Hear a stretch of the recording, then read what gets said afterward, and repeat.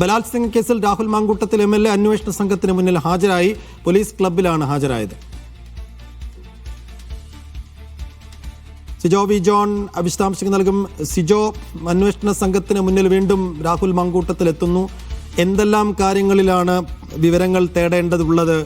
അന്വേഷണ സംഘത്തിന് എന്തൊക്കെയായിരിക്കും നടപടികൾ? രാഹുലിനെതിരെ രജിസ്റ്റർ ചെയ്തിരിക്കുന്ന ആദ്യ ബലാത്സംഗ കേസിലാണ് ഇപ്പോൾ രാഹുൽ മാങ്കൂട്ടത്തിൽ അന്വേഷണ സംഘത്തിന് മുന്നിൽ ഹാജരായിരിക്കുന്നത്.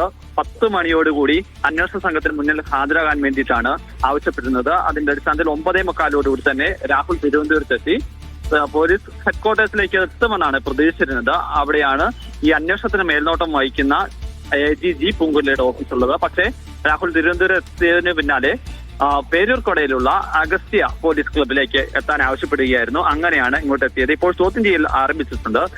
നിർണായകമായ ചോദ്യം ചെയ്യലാണ് പുരോഗമിച്ചുകൊണ്ടിരിക്കുന്നത്.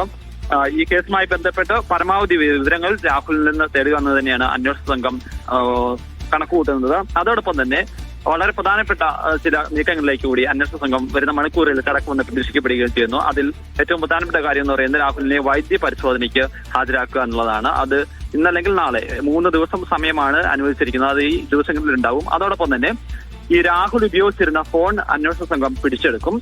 അതിന്റെ ശാസ്ത്രീയമായ പരിശോധനകളിലേക്ക് അന്വേഷണ സംഘം കടക്കുകയും ചെയ്യും. കാരണം ഈ ഫോൺ ആദ്യഘട്ടത്തിൽ ഹാജരാക്കാൻ രാഹുലിനോട് ആവശ്യപ്പെട്ടിരുന്നു. പക്ഷേ രാഹുൽ അന്ന് ഇത് നൽകിയിരുന്നില്ല.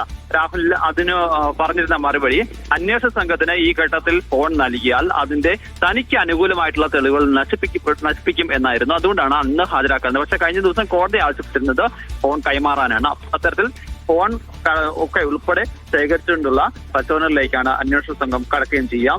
ഇപ്പോൾ രാഹുലിനെതിരെ നിലവിൽ 3 കേസുകളാണ് രജിസ്റ്റർ ചെയ്തിരിക്കുന്നത്. ഇത് ആദ്യം വന്നിരിക്കുന്ന ബലാത്സംഗ കേസാണ്. ഈ കേസിൽ കഴിഞ്ഞ ദിവസം രാഹുൽ മാങ്കൂട്ടത്തിന് മുൻകൂർ ജാമ്യം ഹൈക്കോടതി അനുവദിക്കുകയും ചെയ്തത്. കർശന ജാമ്യ വ്യവസ്ഥകളോടെയാണ് ജാമ്യം അനുവദിച്ചിരുന്നത്. അതിന്റെ അടിസ്ഥാനത്തിലാണ് ഇന്നും നാളെയും മറ്റന്നാളും അങ്ങനെ 3 ദിവസം അന്വേഷണ സംഘത്തിന് മുന്നിൽ ഹാജരാകാൻ വേണ്ടി ആവശ്യപ്പെട്ടത്. ഇനി അറസ്റ്റ് രേഖപ്പെടുത്തുകയാണെന്നുണ്ടെങ്കിൽ ജാമ്യം അനുവദിക്കാനും കോടതിയുടെ നിർദ്ദേശമുണ്ട്.